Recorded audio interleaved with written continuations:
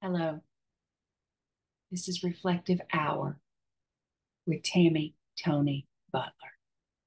I'm your host, but we all know who the real host of this show is, and this time that we have together, this time that we process the dark and walk in the light, where we reflect on the past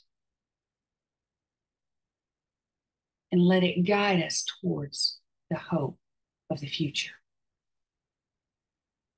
We are merely his vessels, set apart for kingdom use, to be used for the glory of God,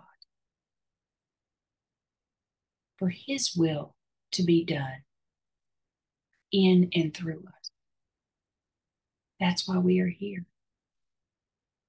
to celebrate him, to exalt him, to glorify him, to walk with him, to be obedient through faith,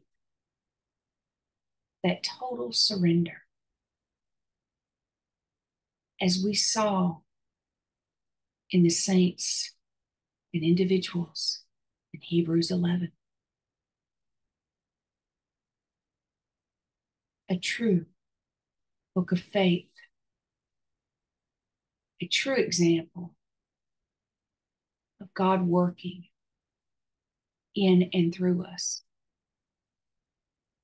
to strengthen us through trials and times of adversity. Many have asked me, where is God? Why did I suffer so much? Why did I have to go through that as a child? Why did you go through that as a child? Where is he? Where is he when my spouse died? Where was he when my child died? Where is this God you speak of, that you worship, that you glorify, that you exalt? Because I've only experienced trials in my walk as a Christian, in my faith walk. I've been obedient. I've served. I've done as he's asked. But yet, I haven't seen the promise. I haven't seen the promises manifest in my life. That's what so many have said. Why me? Why me? Why me? Christ is saying, why not me? Why not me? Why not me? I realized that I had to endure all of that pain and suffering of my child so that I could understand another's walk, another's yoke with the darkness, another's trial, so that I would not be judgmental, so that I'd show mercy and grace in their time of need, as Christ showed to me over and over again. Every time I called out, he was there. I couldn't see it. It didn't look like what I thought it should look like. As Christians, often the walk does not look like what we think. We think that there's never going to be suffering again, no heartache, only peace and joy. But you see, you have to choose faith. You have to endure the trial. You have to walk in faith. It's your perspective. Change your perspective. Change your perspective. Change your perspective. What is he calling you to do in this season of your life? Where is he asking you to go? Have you refused? Have you chosen that comfortable path as opposed to the uncomfortable one? The one that takes faith for you to step out and do as he's called you to do? To walk in the light, to say no to the darkness, to choose that righteous path. He is waiting. He is waiting on us like he was waiting on the woman at the well. He was waiting. He was waiting. He was in the boat when the disciples were in trouble. He was asleep. In a storm, he was asleep. Because he knew that nothing would stop him from fulfilling his kingdom purpose, his mission for God the Father. He knew he was protected and tucked under the wing. God Almighty. As we are protected today, there is no fear in perfect love. There's no reason for us to doubt. He will carry us through any storm. He will carry us through any circumstance, any time of drought, financial or otherwise, famine, plagues, it doesn't matter. Christ has us and he will see us through. He died on the cross so we could be set free. So we do not have to carry the burden of sin, for the wages of sin are death. We do not have to carry the weight of the trauma, of the shame, of the guilt, of the fear, of the regret, of the self-loathing. We can choose joy every day, despite our bank account being withdrawn or close to it. We can choose joy in the face of wars and rumors of war. We can choose joy and peace. For those are rooted deeply on kingdom values and principles. And the true vine. What are you rooted in? What soil were your seeds planted in? Good soil, fertile soil, to where they're growing, thriving? Or did they get thrown by the wayside, scattered, and destroyed? The truth is, we can destroy our own seeds with our mouth, with the words that we speak. There's life and death in the tongue. It can be used to curse, or it can be used to bless. It can be used as a demolition tool or a tool of construction. Are you building people up, or are you tearing people down? What does your vine look like? What fruit is produced off of your tree? Is it good fruit? Or good fruit is part of the tree of life, being tethered into that holy vine. It cannot bear bad fruit, but a corrupted tree cannot bear good fruit. What does your life say about you? What does your character say? Are you bearing good fruit for the kingdom of God? Or is it self-serving, self-sacrifice? Are you willing to say no and die to flesh so that you can say yes to God? So that you can truly surrender and stop rebelling against the true way? He's calling you. He's calling you into the harvest field. He's calling you this season as you reflect, as you look over your life. Did you not see him there? Wasn't he in your circumstance and you just didn't see it? Maybe it was your perspective. Maybe it's the way you looked at it. I know that's been mine. What's happened with me just the other day.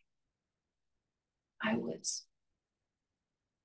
on the ranch and preparing for a group to come of survivors to our retreat. And I looked out at the fire pit and across the lake at the rocking chairs, and I thought, boy, I need to clean those up. And I'd said that the night before, and I thought, oh, I need to lug water over there, and I need to, just clean everything because I want it to be perfect. But when they come, erase the dirty, the murk, the mire, what was on them, the residue left over from the past. That morning I awoke and I was sitting outside as I often do, much about this, like this time of the day now. And I thought, it's time for me to commune with the Lord because He put that on me. So I went to sit in the chair on my porch and I took a cloth because I had to wipe the chair. But it started by me looking out the window to the pasture, looking out at my cow. Oh, looking out at the cats messing with each other and these birds that were there. And I saw them, but what I saw that I'd never seen before was water dripping off of my office, the she shed, this little office I'm in now. Again, I went outside and it wasn't raining.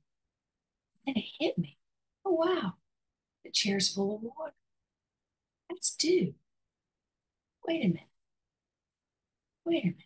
I gotta wipe my chair.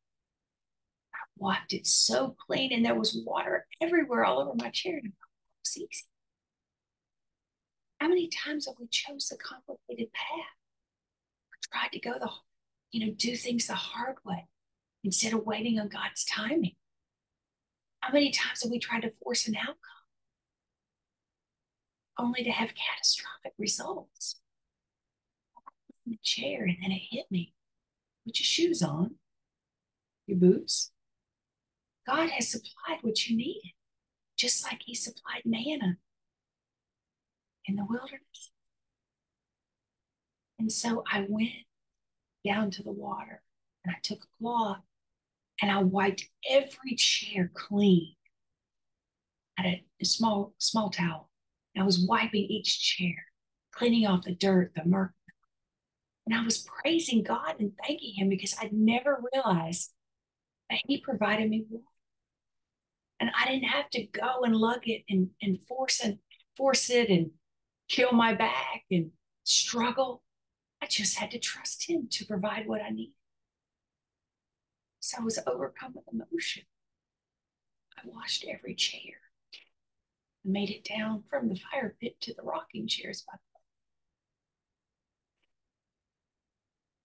way. I had to wring out the towel because I had excess water. Because He supplied exceedingly abundantly more than I could ask for, think, or imagine.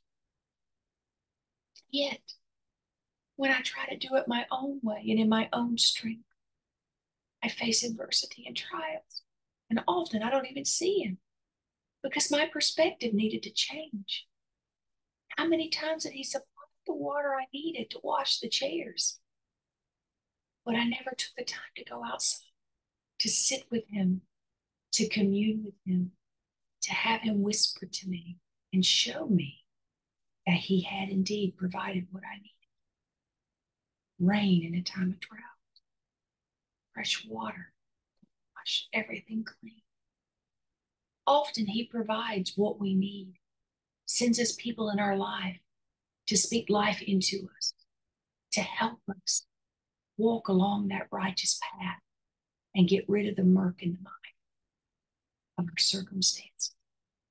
But we're so buried, we don't see Him. We don't stretch out our hand for healing. We don't ask Him to walk with us as a friend.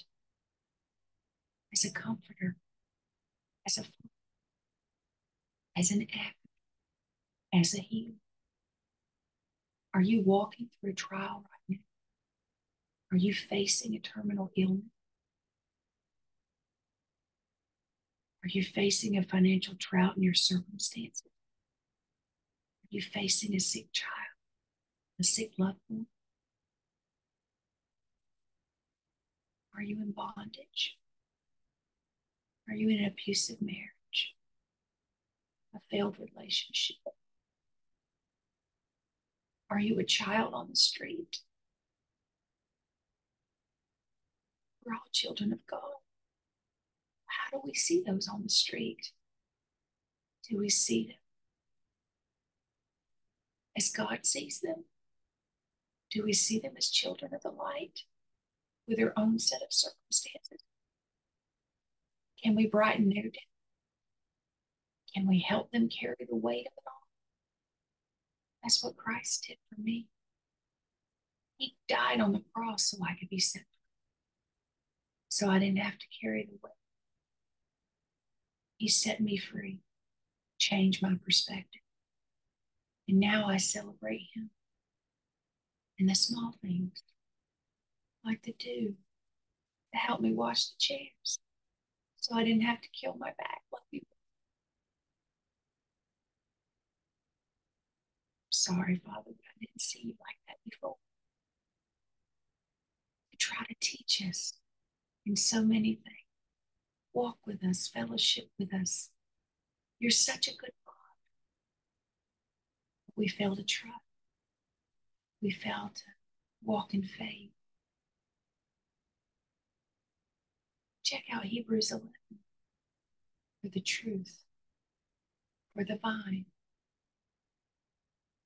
for obedient sacrifice unto the Lord.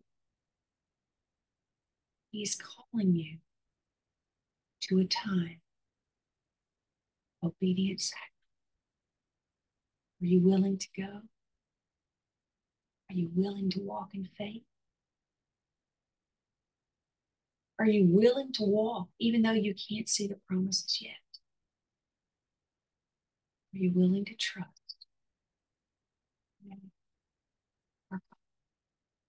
our amazing, amazing, who loves us unconditionally and meets us where in the middle of our circumstance? He was there when I was huddled in the bathroom as a child, small child, reading my Bible. I found comfort in the verses, and it gave me the strength to go out, to unlock the bathroom door. I knew the hell that I would face when I walked out that door every single time. And I was made to do things that left me dirty, full of shame and guilt. But I was a child. You are children. You did not deserve what happened to you. You cannot control it. And you cannot control how you respond to it. Choose life. Choose freedom. He was there with you. If he had not been there with me, I would have died. I was already dead. I would have died physically. I would have killed my abuser.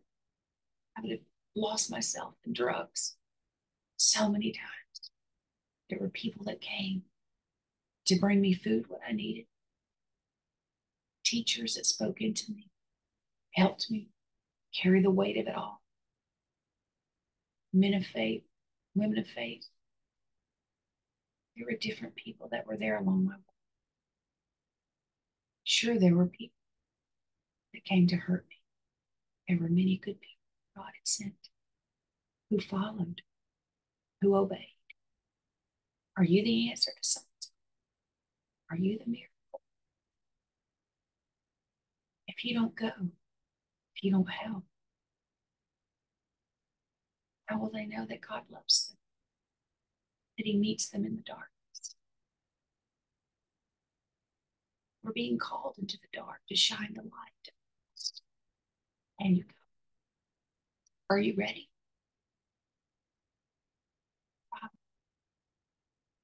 Take you. Let's go. And that's today's reflective power. Because that's what he wants. And he's speaking through me now. Follow him, he said. Follow him to truth. Where it is found. Jesus Christ.